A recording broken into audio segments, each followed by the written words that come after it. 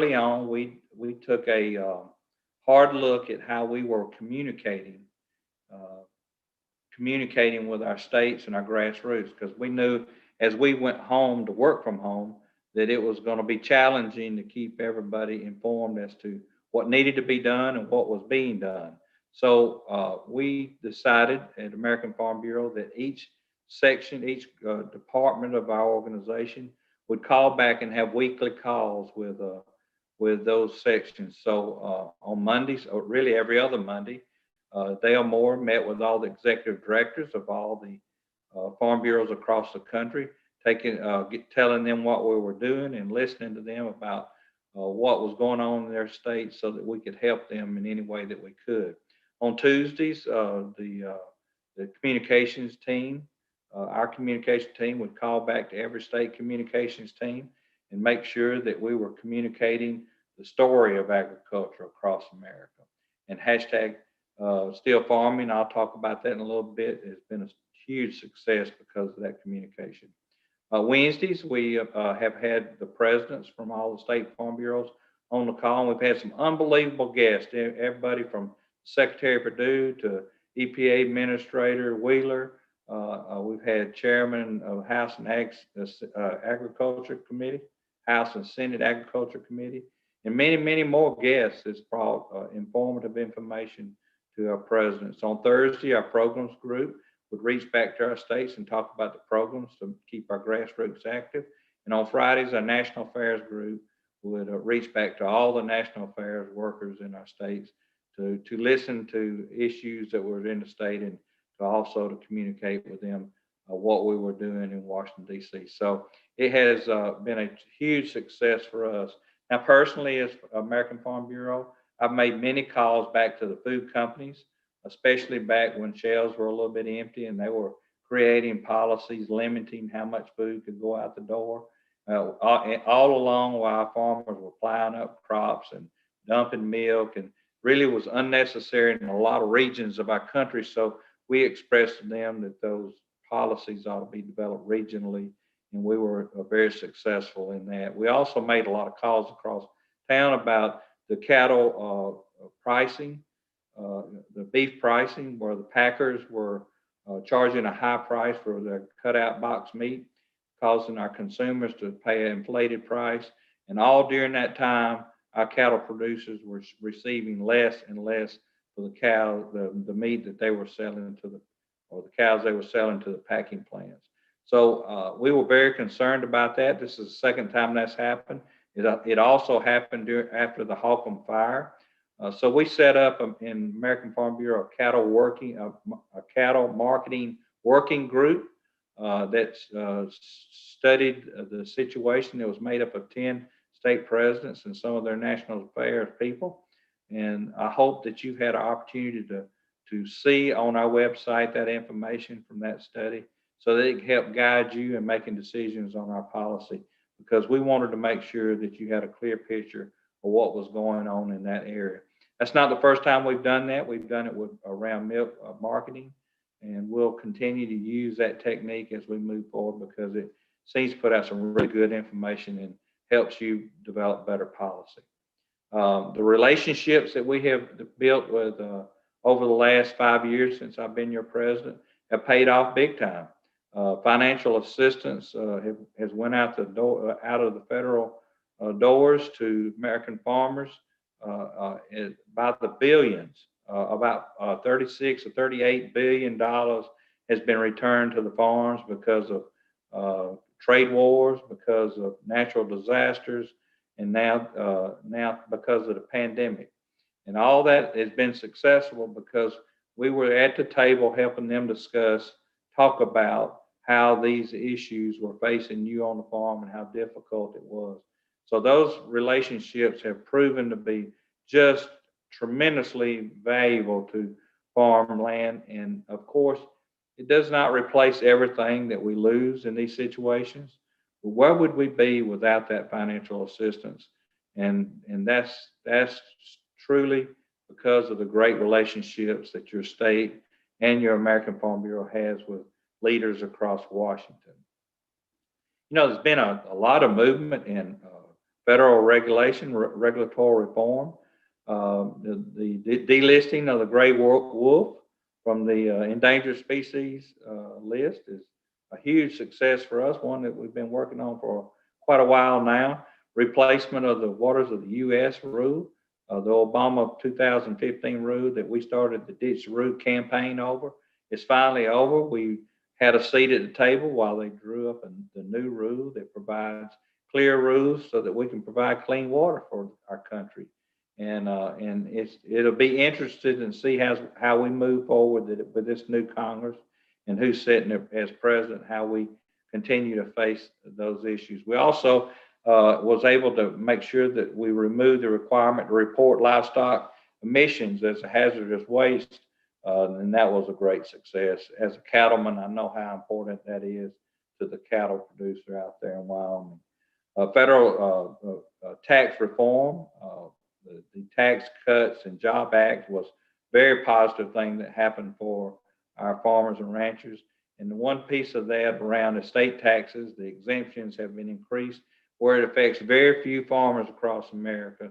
And we need not forget what's going on there because it will expire in 2025. And we need to continue to work with this new Congress and the administration that is in power to make sure that we hold those exemptions or move forward and try to get the state taxes eliminated. And we know that will be difficult in the future, but we've got to continue to work on that. Trade's been a very positive area, even though we've had a trade war and it has affected us. This administration that currently there now has stood behind us and returned many dollars back to us. But the Japan deal was redone and signed in January, which was a huge win for the protein sector of our industry. The Phase 1 China agreement took effect in February, and we have sold over $23 billion worth of products to China, a huge increase over last year. U.S.-Mexican-Canada agreement has been modernized. It has it's increased the sales of it $2.2 billion. And we are also continuing to work with the federal government on negotiations with the UK and the EU. And there are some difficulties there, but we think that especially the UK that we'll be successful sometime in the future of getting something done there. So if you look at what has happened, we've had some big successes, even though some of those successes were the reaction to the difficulties that we were going through between natural disasters and the pandemic.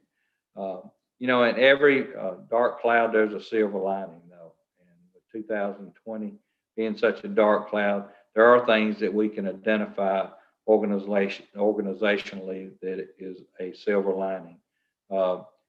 Back in March and April, when our friends and neighbors were going to the grocery stores and seeing empty shelves, they had a fear in their heart about where they were going to get their food. Were farmers still on the farm working, or was the pandemic keeping us in our houses and away from the fields? Well, of course, we as farmers, we don't let that stop us. We continue to go to the barns and the fields and get in our tractors and do our work day in and day out, just like we always have done. And we're here to provide that food security for our nation.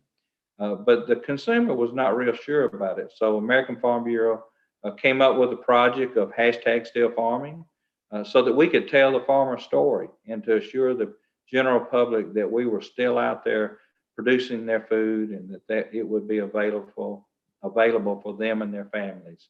Of course, we could not have done that without the help of the communications team of all our state farm bureaus. And I want to thank your state farm bureau and their communications team for helping us. We pushed #StillFarming out, and we have touched over 92 million people. That's almost 1 out of every 3 Americans have been exposed to the storytelling that we did about American farmers and ranchers. It's also went across 89 different countries, and that has been a huge opportunity for us to tell your story. And we think it's going to continue to grow, and we're looking to see what phase 2 of that #StillFarming will look like. The other silver lining is this is the first time in the history of our organization that we will do our national convention virtually. It will be happen January 10th through the 13th, and I hope that all of you will join us online. It does not have a registration fee.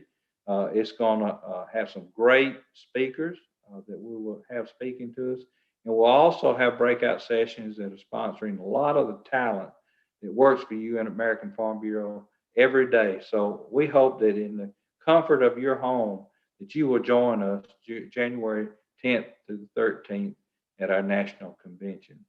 I think the biggest silver lining in this 2020 dark year was it has caused us as a Farm Bureau to over communicate with each other and made us be more united. And I am so proud of our organization today.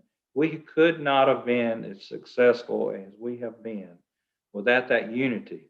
And I really think that clear, increased communication level that we provided has really, really helped our unity across the country. But if you look outside of our organization, our nation is ripped apart. It is so divided, and it concerns all of us because I know that you're like me. We're proud of our country, and we got to find some way to bring it back together. There's a Bible verse that reminded me of the situation. It comes from 1 Corinthians chapter 1, verse 10, and it says, I appeal to you, brothers and sisters, in the name of our Lord Jesus Christ, that all of you agree with one another in what you say, and that there be no division among you, but that you perfectly unite in mind and thought. America can and must come back together and unite under the vision of what our country was started on: life, liberty, and the pursuit of happiness. Our organization, in a very difficult time, has become more united. And by doing that, we have worked stronger together. And we have set a great example to the American people and public as to what you can do when we work together and love each other. I am so proud to work with you and alongside you to make things positive happen for American agriculture, your farm, and your community. So let's keep working. Let's keep moving forward with courage and optimism. And I hope that you have a great convention, and God bless you. Thank you, Todd.